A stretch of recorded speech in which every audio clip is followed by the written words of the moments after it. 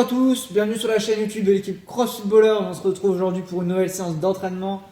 3 petits AMRAP de 9, 6 et 3 minutes pour passer une bonne séance. On terminera par un petit peu de travail de gainage. Comme d'habitude, on pense à s'abonner à la chaîne, à partager, activer les notifications pour recevoir les nouvelles vidéos chaque jour de la semaine et pouvoir en faire profiter tout le monde. Je vous présente la séance. On va démarrer avec un petit échauffement, 10 minutes de course tranquille, basse intensité, dans lesquelles vous allez caler des drills, donc des gammes, montée de genoux, talons fèches, pas chassé, pas croisé, pointe de pied, jambes tendues, etc. Tout ce qui vous passe par la tête. Donc grosso modo, je cours une trentaine de secondes, je fais une trentaine de secondes de gamme et on fait ça sur une dizaine de minutes. Ensuite, vous allez venir faire 3 tours de 10 shoulder pass, donc bien les bras tendus qui démarrent devant hanche et qui finissent derrière également hanche en passant au-dessus de la tête, soit avec un élastique, soit sinon avec un manche à balai, un PVC, quelque chose que vous avez.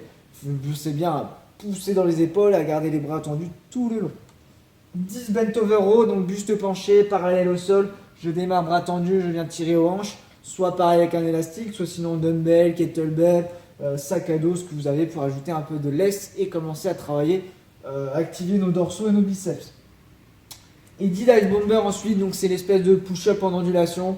Je démarre du chien tête en bas et je viens onduler en rasant le sol en revenant chien tête en bas à chaque fois. Contrôlez bien ce mouvement-là. Ensuite, vous allez terminer avec 3, 6 et 9 répétitions en chest to bar pull-up ou en strict pull-up, comme vous l'allez voir juste après, je vais vous l'expliquer. En HSPU, donc la handstand push-up. Et vous allez caler à chaque fois 2 fois 10 mètres de shuttle run. Donc ça va être plus clair juste après sur les explications. Pour le WOD, vous avez 3 AMRAP. AMRAP de 9 minutes, de 6 minutes et de 3 minutes. À chaque fois, on reprend les mêmes mouvements, on descend juste le nombre de répétitions. Donc pour l'AMRAP de 9 minutes, vous avez 9 reps de chaque. De 6 minutes, vous avez 6 reps de chaque. Et de 3 minutes, vous avez 3 répétitions de chaque. Entre ces différents AMRAP, donc vous allez récupérer 3 minutes. Donc je fais l'AMRAP de 9 minutes, je récupère 3 minutes. Je fais l'AMRAP de 6 minutes, je récupère 3 minutes. Et je fais l'AMRAP de 3 minutes. Et j'ai fini. 3 mouvements, vous avez les chest to bar si vous avez la possibilité de faire des chest to bar. Donc avec une barre qui accroche relativement bien et sur laquelle on peut faire des mouvements qui paient. Sinon vous ferez des strict pull-up. Okay, donc que ce soit avec une barre un peu casual, que ce soit avec tout ce qui va être marche d'escalier, etc. Tout ce que vous avez trouvé pour faire vos strict pull-up, ça ira très bien ici. Si vous n'avez pas la force de faire des strict pull-up, vous faites cet exercice-là avec une charge relativement lourde pour que ce soit challengeant, d'accord? Donc bent over row, buste penché, parallèle au sol et je viens tirer aux hanches. HSPU, donc handstand push-up, keeping ou strict, c'est comme vous voulez. Si jamais pareil, vous n'avez pas la force de faire des HSPU, vous faites des hand release push-up. Donc je pose la poitrine au sol, je lève les mains, je repose les mains, je me repousse. Et 9 fois 10 mètres de shuttle run. Donc vous avez un espace de 10 mètres que vous pouvez matérialiser par 2 plots ou quoi que ce soit.